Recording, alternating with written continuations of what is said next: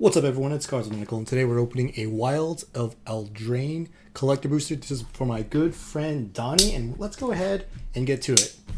Wilds of Eldraine, kind of an interesting set release. It's released at the same time as Lorcana, so there's been a lot of competition for the dollar bills. I think on average the release has been well received. Sealed product has been selling. Pre-release weekend was good. Release weekend was okay. But I think the most important thing was a lot of vendors were kind of anticipating low sales and expectations were basically met. So nothing too crazy. I love these. This is the Ley Line of Abundance, the Enchanting Tales. These are Japanese print collector boosters, and they're always a pleasure to open. Thanks so much for sponsoring this. Karmic Justice. Beautiful. This is the anime style. Yeah, just gorgeous looking card. All right. Heartflame Duelist. Just a nice little 2-drop that also can be a little removal spell. Redcap Gutter Dweller, Yenna, and we got Knightly Valor, Curiosity, and some commons. Okay. In terms of sealed, it's already, it's been this way as it is for a while. Most of the time on TCG Player, the set release, if it's not too popular, you will not make any money on TCG Player. Virtue of Strength.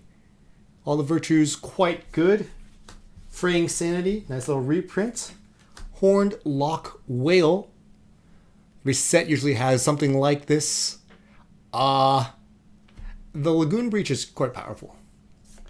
Court of Locthwain. Virtue of Strength, double Virtue Pack. Ground Seals are reprint. Grasp of Fate, Swamp, and our commons. Little limited bomb right there. Emodane's Recruiter. Neva. Misleading Motes. Right. So yeah, all things considered, not too bad. It could have been worse. This release could have been worse. But it could have been better, honestly. Lorcana really ate up a lot of the market share. That's the interpretation that a lot of store owners have. Hardened Scales, nice little reprint. Gumdrop Poisoner, Creepy Art, Loam Crafter Fawn, 3 Blind Mice, and here we go with our commons and uncommons. We are already looking forward to the future sets. We have Doctor Who coming pretty soon. We also have, of course, MagicCon Vegas. So that's going to be kind of like an interesting place. The stats from MagicCon Vegas will dictate just how well I think Magic is doing from a non-PT perspective. Restless Fortress. I really love the borderless arts of these man lands. Unfinished Business. This card is actually quite troll. I enjoy it. It's such a powerful card. If it was an instant, I think it could see play. All right. Well, I guess 5 mana is infinite. Here we go. On to the next. We got another pack. Wilds of Eldraine, of course, very fun, limited format. A lot of people have been grinding drafts in preparation for the Pro Tour, in preparation for just a lot of things. Ooh, Dumping Season, nice little value card. Bramble Familiar, okay.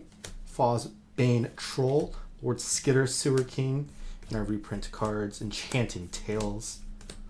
I personally feel like we're at that inflection point.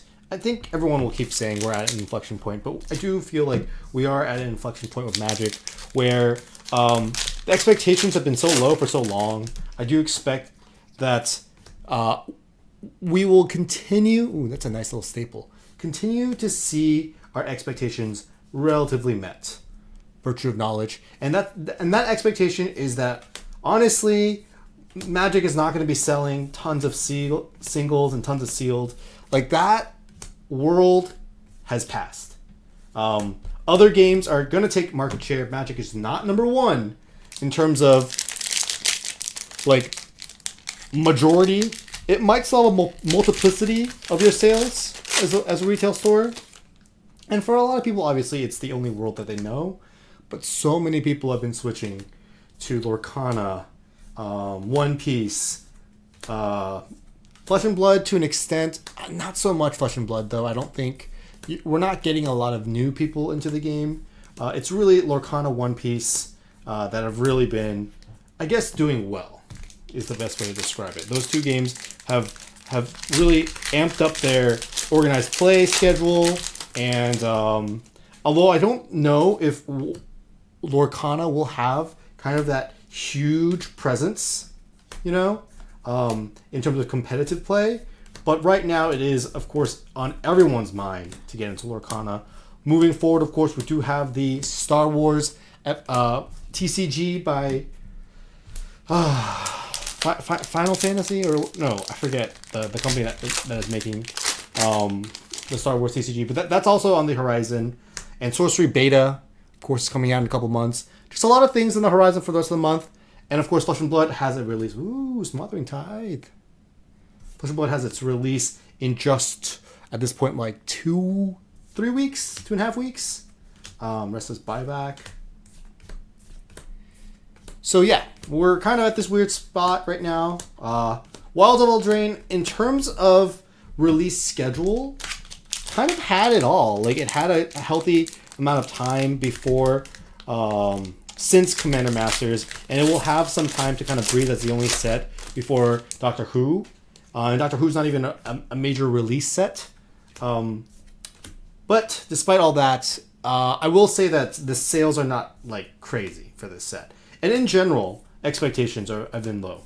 Okay, now let's talk about this set specifically in terms of what we think long term. I'm actually pretty high on this set long term. Manlands are pretty good. I do think that the Enchanted Tales are pretty good. I'm only bullish because, like, honestly, I feel like you're going to be able to pick up Wilds of Eldraine for a price that is way too cheap in 2 or 3 weeks. 2 or 3 months. Because we are entering Black Friday. Black Friday, of course, every time there's usually... Ooh, nice little foil up the beanstalk. This card is seeing a lot of play. I expect this set to be on sale. I expect March of the Machine Aftermath to start just becoming basically like distributors are going to give that set away. And I think Commander Masters, most distributors are trying to hold on to a chance that it kind of appreciates again, but we shall see. We shall see. And usually what happens, ooh, land tax, beautiful. Virtual Loyalty. Ooh, we can get a glitter foil this time. Okay. I do expect that as these sets start getting, put on discount for distributers, we'll see some more sales, and we'll see kind of like this pessimism of Magic the Gathering Sealed start to unveil. But those are kind of the good buying opportunities. If you start seeing these sets, collector boosters at that $100 range that normally release for $200, there is opportunity there. And for people that are trying to buy and kind of flip Magic Sealed, I would probably hold on until those opportunities arise, as they are wont to do.